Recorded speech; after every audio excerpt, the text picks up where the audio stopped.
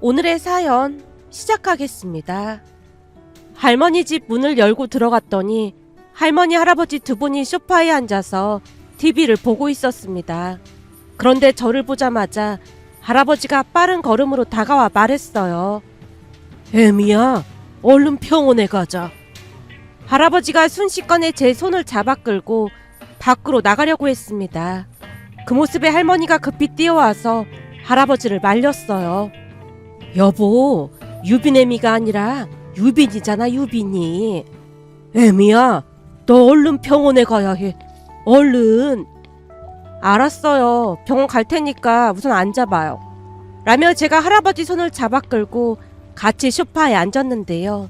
할아버지가 또다시 같은 말을 반복했습니다. 애미야, 너 병원에 가야 해. 꼭 병원에 가야 해. 알았어요. 꼭 병원에 갈게요. 제가 계속해서 대답을 해드리자 한동안 제 손을 꼭 잡고 놓지 않던 할아버지가 잠시 후 소파에 기대어 잠이 들었습니다. 할머니, 할아버지 오늘 내내 이러셨던 거야? 아니야. 조금 전까지는 멀쩡히 나랑 같이 TV도 보면서 잘 놀고 있었어. 근데 네가 들어오니까 갑자기 그러지 뭐니. 그러게, 내가 오기만 하면 할아버지가 더 그러신 것 같네. 제가 침울한 표정으로 고개를 떨궜는데요. 사실 할아버지는 치매 판정을 받고 약을 드시고 계셨지만 이상하게도 저만 보면 증상이 악화되곤 했습니다.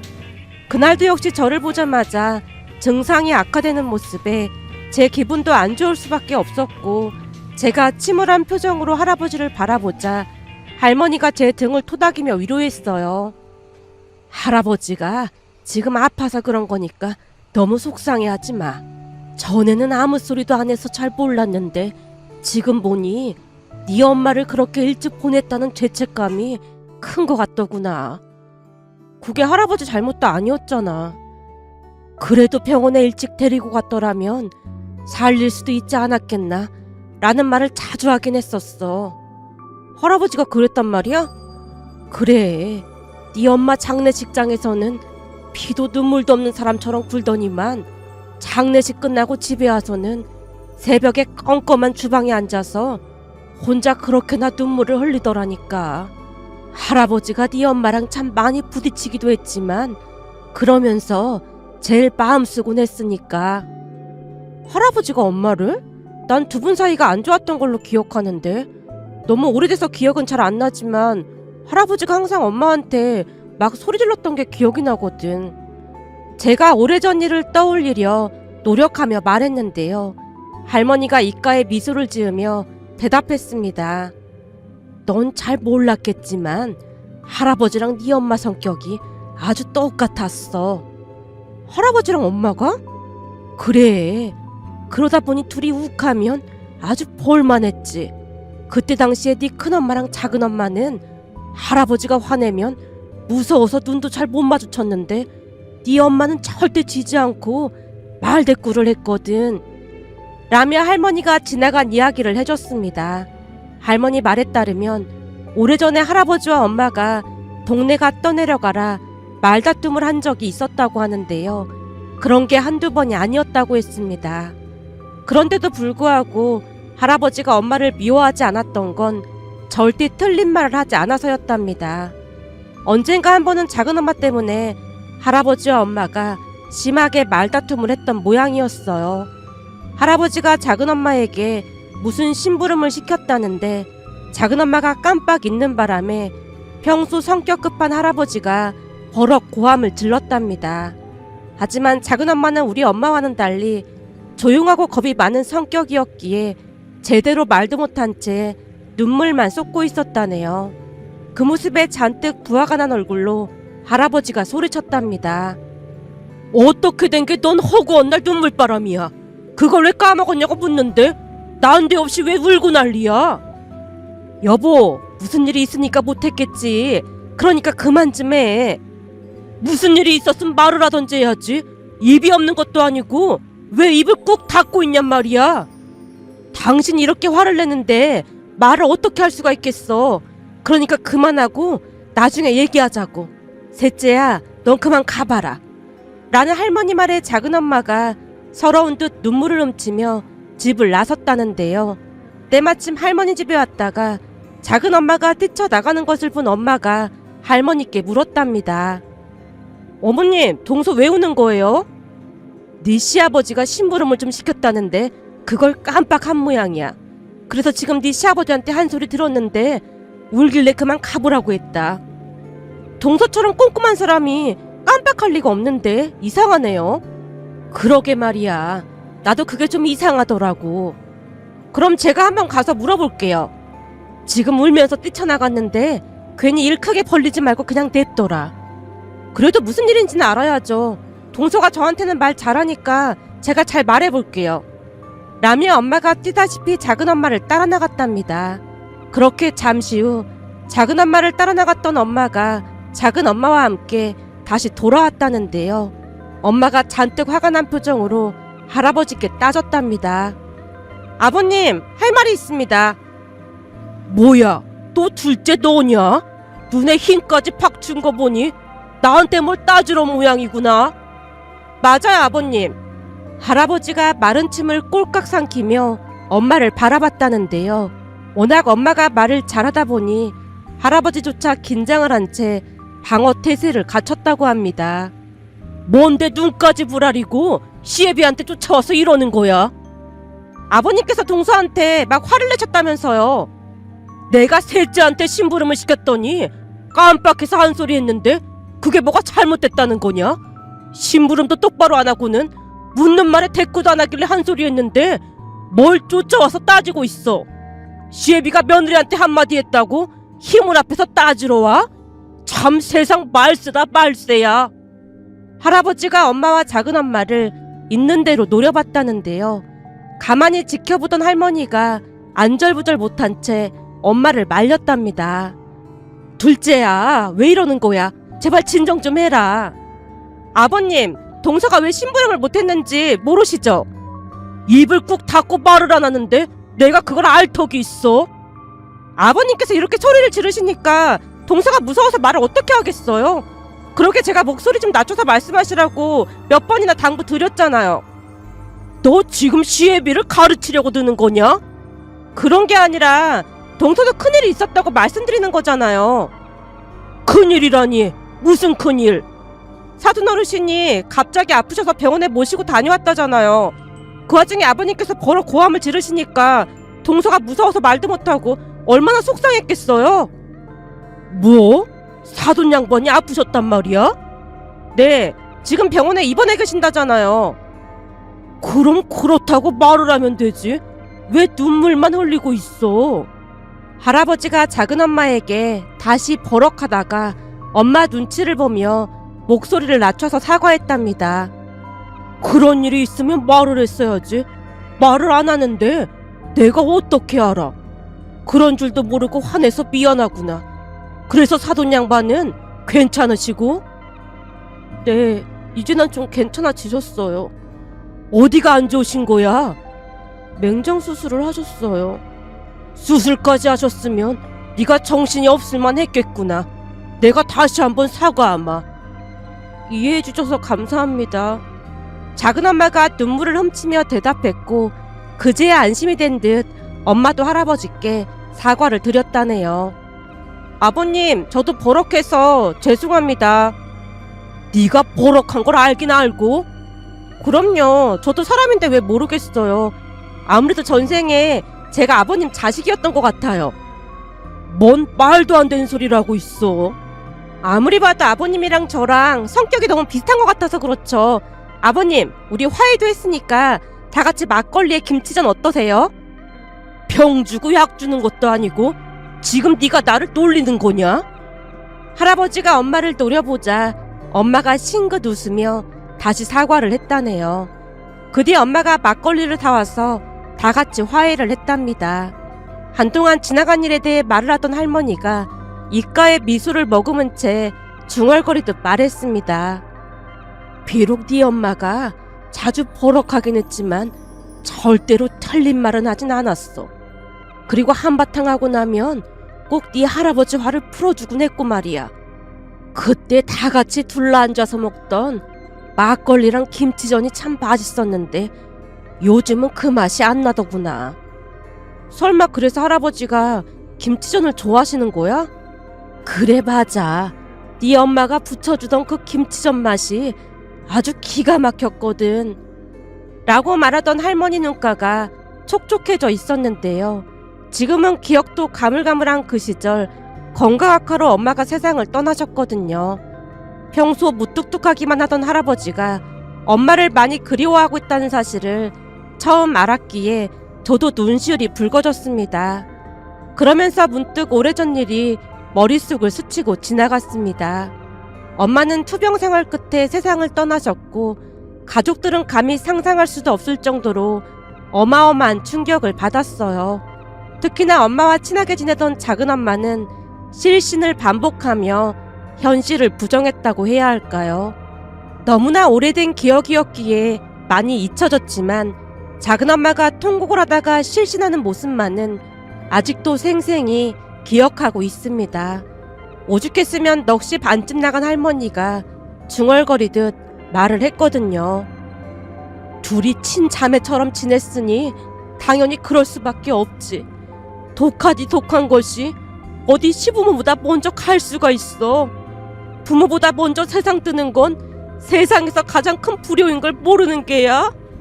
할머니가 원망 가득한 눈빛으로 엄마의 영정사진을 노려봤습니다. 하지만 할아버지만은 눈물 한 방울 흘리지 않은 채 너무나 평온해 보였다고 해야 할까요? 평소에도 감정 표현이 별로 없던 할아버지를 무서워했던지라 할아버지는 피도 눈물도 없는 사람이라는 생각까지 했습니다. 그런데 엄마 장례식이 끝나고 며칠 뒤 할아버지께서 제 손을 잡고 말했어요. 할아버지랑 어디 좀 가자. 어디 가는데? 그냥 따라오기나 해. 할아버지 말투가 워낙 무뚝뚝했기에 약간은 겁에 질린 채 할아버지를 따라 나섰는데요. 할아버지가 난데없이 버스 정류장으로 향하는 게 아니겠어요. 버스 정류장에 멈춰서서 버스를 기다리던 할아버지에게 조용히 물었어요. 할아버지, 어디 가는 거야? 네 외갓집에 가는 거야. 외갓집?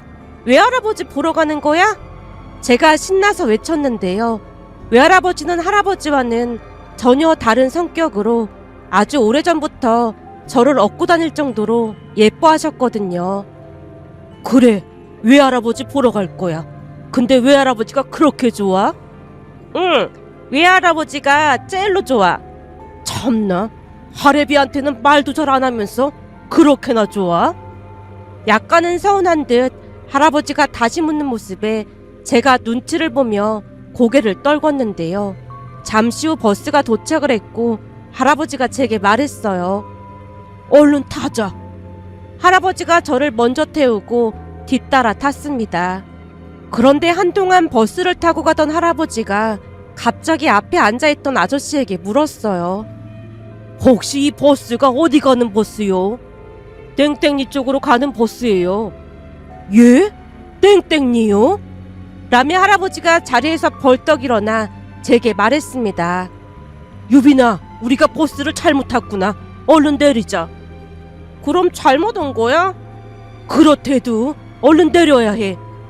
할아버지가 제 손을 꼭 잡고 다음 정거장에서 내렸는데요. 버스에서 내려서는 선뜻 다시 버스를 타지 못한 채 안절부절 못하고 있었습니다. 그런 할아버지를 보며 이상한 생각이 들어 제가 물었어요. 할아버지, 버스 안 탈 거야? 우리 유빈이 버스에 써있는 글씨 읽을 줄 알지? 글씨? 당연하지. 나 글씨 엄청 잘 읽지. 학교에서 받아쓰기도 맨날 100점 맞잖아. 그래? 그럼 버스에 땡땡이라고 써있는지 잘 보고 할아버지한테 말해줘야 해. 할아버지는 눈이 나빠서 글씨가 잘 안 보이거든. 진짜?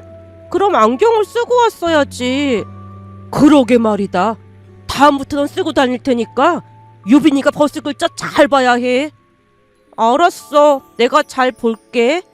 라며 제가 눈에 힘까지 준 채 버스가 올 때마다 확인을 했고 잠시 후 할아버지가 말한 동네 이름이 적힌 버스에 올라탔습니다. 그리고는 돌아 외갓집에 도착을 했는데요. 외갓집 담벼락 앞에 멍이 앉아있던 외할아버지가 우리를 발견하고는 놀라서 뛰어왔습니다. 사돈이 여긴 어떻게 오셨어요?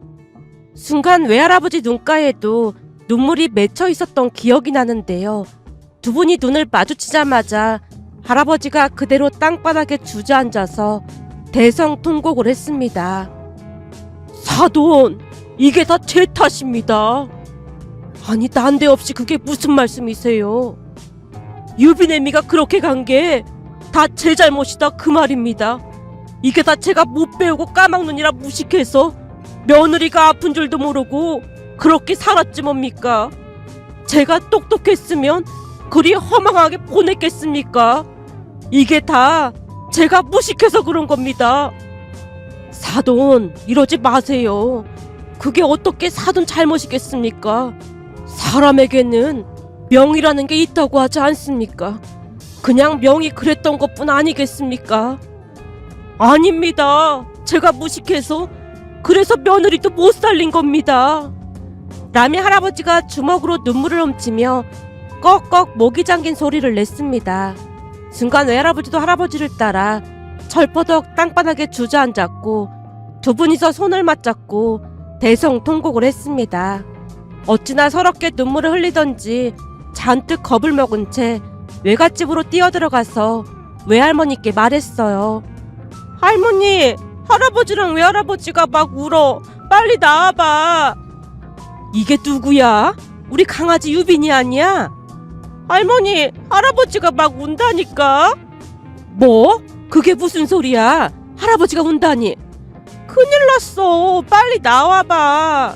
라며 제가 할머니 손을 잡아 끌자 외할머니가 외삼촌을 불렀습니다. 애비야, 얼른 나와봐라. 얼른 나와봐. 외할머니의 부름에 외삼촌도 뛰쳐나왔고 다같이 길가로 뛰어갔는데요. 할아버지와 외할아버지가 손을 맞잡고 대성통곡을 하는 모습에 할머니와 외삼촌도 눈물을 훔쳤습니다. 그때 당시 저는 아직 죽음에 대해 잘 알지 못했던지라 그런 어른들의 모습을 이해할 수가 없어 어리둥절해 있었는데요. 그 뒤에도 어른들은 한참을 눈물을 흘렸습니다. 그런데 나이가 들면서 다른 기억들은 서서히 흐릿해져 갔지만 그날 그 기억만큼은 오히려 또렷해져만 갔는데요. 지금 돌이켜보면 그 어떤 단어로 두 분의 슬픔을 표현할 수 있을까 하는 생각과 함께 어마어마한 아픔이 이제서야 느껴져 왔습니다. 그때 생각이 나서 저도 모르게 눈물을 훔치고 있자 할머니께서 걱정스레 입을 뗐습니다. 유빈아, 왜 울고 그래? 엄마가 생각나서 그래? 그냥 예전에는 할아버지가 참 독하다고 생각했는데 지금 돌이켜보면 할아버지 마음이 제일 약했던 게 아닌가 싶어. 그러게 말이다. 지금도 정신이 맑지 않은 날에는 네 엄마를 자주 찾지 뭐니. 예전에도 술만 마시면 네 할아버지가 병원을 빨리 데리고 갔으면 애미가 살았겠지. 이게 다 우리가 못 배워서 그런 거야. 라는 말을 입에 달고 살더니만 네가 네 엄마를 그대로 빼닮아서 착각을 하는 것 같아. 그러니까 네가 이해해 주렴. 당연히 이해는 하지. 근데 너무 마음이 아파서 그렇지. 근데 할머니는 할아버지 간병하느라 안 힘들어? 낮에는 간병인이 오는데 힘들 게 뭐가 있어. 그리고 자식들이랑 손주들이 가까이 살아서 이렇게 자주 오는데 뭐 힘들 것도 없어. 저번에 큰엄마가 같이 살자고 할 때 가지 그랬어. 그거야말로 자식들한테 못할 짓이지. 네 큰엄마가 뭔 잘못을 했다고 그런 무거운 짐을 지게 하겠어. 네 큰아빠야 내내 출근해서 집에도 없을 텐데 네 큰엄마한테 그런 짐을 지게 할 수는 없잖아. 자식들한테 해준 것도 별로 없는데 짐까지 되면 되겠어? 그래도 할머니가 너무 힘들까봐 그렇지. 내가 할 만큼 해보고 정 안 되면 그때 가서 다시 상의해보겠지만 자식들한테 짐이 되지는 말아야지. 할머니가 측은한 표정으로 할아버지를 바라봤습니다. 그런데 잠시 후 할머니가 방으로 들어가시더니 뭔가를 꺼내서 제게 건넸어요. 이거 그동안 네 할아버지가 조금씩 모은 거니까 나중에 결혼할 때 보태던지 해. 이게 뭔데? 이거 통장인데 거기 돈 뽑을 수 있는 카드도 있으니까 꺼내서 네 통장에 넣던지 해. 이게 무슨 통장인데? 그리고 이걸 왜 나한테 주는 건데? 방금 또 말했잖아. 네 할아버지가 넣어주려고 모은 돈이라고. 할아버지가 놔주려고 모은 돈이라니. 네 할아버지가 정신 맑을 때 너 결혼할 때 보탠다고 조금씩 모았던 거야. 통장 맨 뒤에 편지도 써놨으니까 한번 읽어봐. 라는 할머니 말에 통장 맨 끝부분을 확인했는데요. 할아버지께서 한자 한자 또박또박 쓴 글자가 눈에 들어왔습니다. 할머니, 이거 할아버지가 쓴 거야? 그래, 네 할아버지가 한글 공부 열심히 했어. 어찌나 열심히 하던지 치매는 안 걸릴 줄 알았더니 열심히 배워놓고는 이렇게 됐지 뭐니. 할머니가 씁쓸한 표정으로 할아버지를 다시 바라봤습니다. 그 모습을 보며 저도 할아버지를 바라보다가 통장에 적힌 글자를 읽어내려갔는데요. 유빈아, 할아버지가 미안하다. 부디 건강만 해다오. 라는 글자가 또박또박 적혀 있었습니다. 글자를 읽어내려가는 동안 눈물이 비오듯 쏟아졌는데요. 비록 짧은 편지였지만 할아버지의 마음을 충분히 가늠할 수가 있었으니까요. 그날 할머니와 많은 대화를 나누면서 잊고 있었던 기억들이 또렷이 기억났다고 해야 할까요? 그렇게 잠시 후 할아버지께서 잠에서 깨셨는데 저를 보자마자 다시 입을 떼셨어요. 애미야, 병원 가야 한다. 예, 아버님. 병원 다녀왔으니까 걱정하지 마세요. 그래? 다녀왔어? 그럼요. 병원 다녀왔어요. 애미야, 아프면 절대 안 되니까 꼭 병원 가봐야 한다. 내일도 병원 가고 다음날도 병원 갈 테니까 걱정하지 마세요. 라며 제가 마치 엄마처럼 대꾸를 했더니 그제서야 할아버지 얼굴에 미소가 번졌습니다. 아마도 할아버지는 당신만의 세계에 갇힌 채 그동안의 모든 일들이 꿈이라고 생각하고 계신 건 아닐까 하는 생각마저 들었는데요. 제가 엄마처럼 대답을 하자 할아버지 얼굴이 한층 밝아져 있었거든요. 그 모습에 제가 다시 말을 꺼냈습니다. 아버님, 우리 오랜만에 김치전이나 부쳐 먹을까요? 김치전 좋지. 애미가 만든 김치전이 최고로 맛있지. 할아버지 입이 귀에 걸려 있었습니다. 그 모습에 할머니가 뒤를 돌아 눈물을 훔쳤는데요. 잠시 후 우리는 김치전을 만들어서 오랜만에 즐거운 시간을 보냈습니다. 그 뒤에도 자주 할머니 할아버지를 찾아뵙고 있는데 가끔 할아버지 정신이 맑아지실 때면 할아버지가 제 귓가에 속삭였습니다. 유빈아, 할아버지가 할머니한테 뭐 맡긴 거 있으니까 꼭 달라고 해. 알았지? 알았어. 내가 꼭 달라고 할 테니까 걱정하지 마. 라는 제 말에 할아버지 얼굴이 그 어느 때보다 평온해져 있었지만 시간이 지나면 또다시 할아버지가 제 이름 대신 엄마 이름을 불렀습니다. 유빈애미야, 병원 가야 한다. 예, 아버님. 병원 다녀왔으니까 걱정하지 마세요. 그래? 다녀왔어? 잘했다, 잘했어. 라며 할아버지가 안도의 한숨을 내쉬었습니다. 그 뒤에도 할아버지는 치매로 인해 저를 제대로 못 알아보는 경우가 많았지만 그 와중에도 항상 엄마를 걱정하는 할아버지의 모습에서 감히 상상할 수도 없을 정도의 감동을 받았답니다. 며칠 전에도 할머니 집에 갔더니 할아버지가 또 엄마를 찾는 모습에 제가 할아버지를 달래드리고 왔는데요. 부디 우리 할아버지의 병세가 더 이상 악화되지 않길 간절히 바라봅니다.